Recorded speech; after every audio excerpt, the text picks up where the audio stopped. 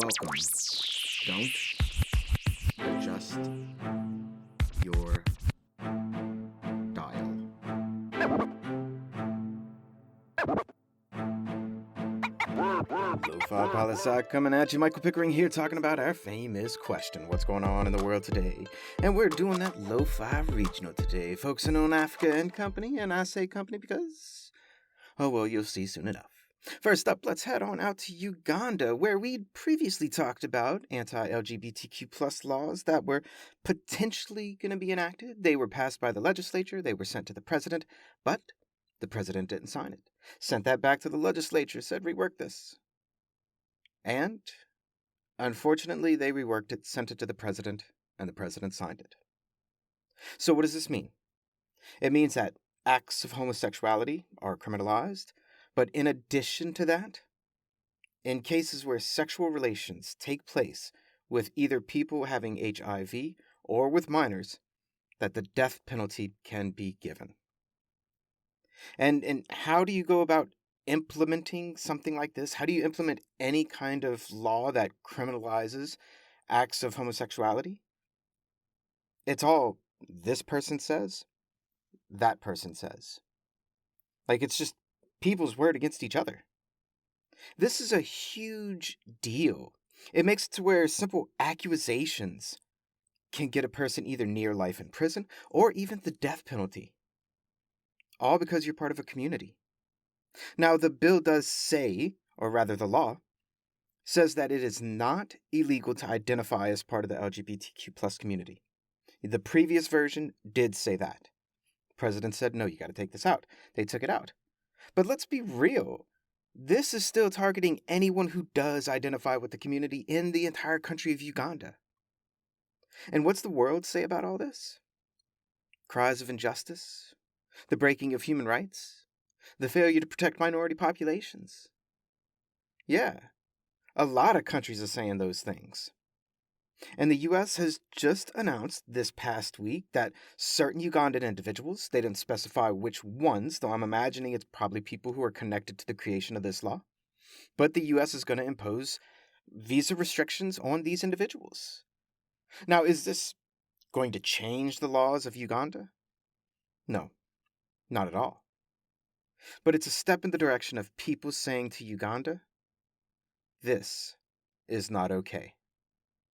And we'll keep you updated as we hear more, people, because sadly, once a law like this goes into effect, sooner or later, someone's going to be charged with it. Ears to the ground, people. Ears to the ground. Now, also involving Uganda, but also involving the Republic of Congo, Egypt, Zambia, Comoros, Senegal, and South Africa. These 7 African countries and their leaders and or diplomats, they all took a trip out to Ukraine and Russia this past weekend and this past week to try and stop the war, because damn, this war is affecting everyone in the world, but it's causing major food insecurities in Africa. And these 7 African countries said, enough is enough. The war has to end sometime. It cannot go on forever. And for real, sooner or later, this war is going to end. Why not end it now? And you know what? That's such a damn true statement, right? So you know what? Why not end it now? Ukraine says Russia has to remove all its troops from Ukrainian territory before they'll even talk to Russia. Russia says this land is our land, and that ain't changing. I mean, neither side is willing to budge. So basically, nothing has changed. No one is moving, and these 7 African countries took a really far trip just so Ukraine and Russia can say, nope. We fighting. Oh, and P.S. Russia just added one more country to the list of nuclear-powered states in the world by giving tactical nuclear weapons to Belarus. What can we say about this? It's like Russia says we're all about peace, and then they're dealing out nuclear weapons to a major dick of a tater, President Lukashenko of Belarus. But you know what? I think these African countries going over there to try and actually stop the war, this is a big deal. Because we need people to try. And as more people try and fail, failure is of course going to happen.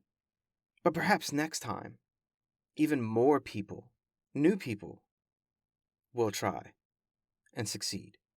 The war can't go on forever. And African nations, thank you for trying to stop it. Now let's head out on to North Africa and to Tunisia, where their fall from democracy to autocracy has just been tears. I don't know how to explain it other than that, just tears. So now what's up in Tunisia? The president made his new constitution, took over the entire country. He's a dictator. What's going on now in this neo-authoritarian country that was once the beacon of light in the Arab Spring? Well, some of the opposition politicians and critics of the president, they were arrested, and they are facing trial for conspiring against state security. And now, the judge who's overseeing that case has ordered that no radio or no television news programs can cover the case. No TV or radio news can cover the case prosecuting opposition to the president. Yep. You can imagine what this is all about. Because let me tell you, people, TV and radio, massive as far as people getting news in African countries.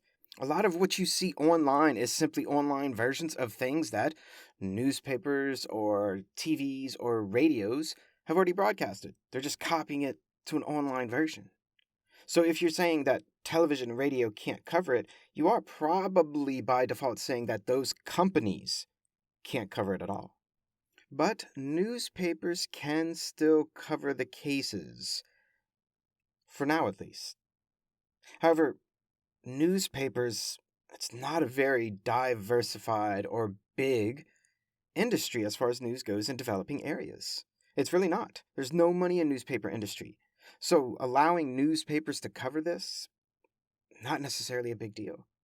And also, that's for now. Let's see if that's going to last much longer. Eyes open on Tunisia, my friends.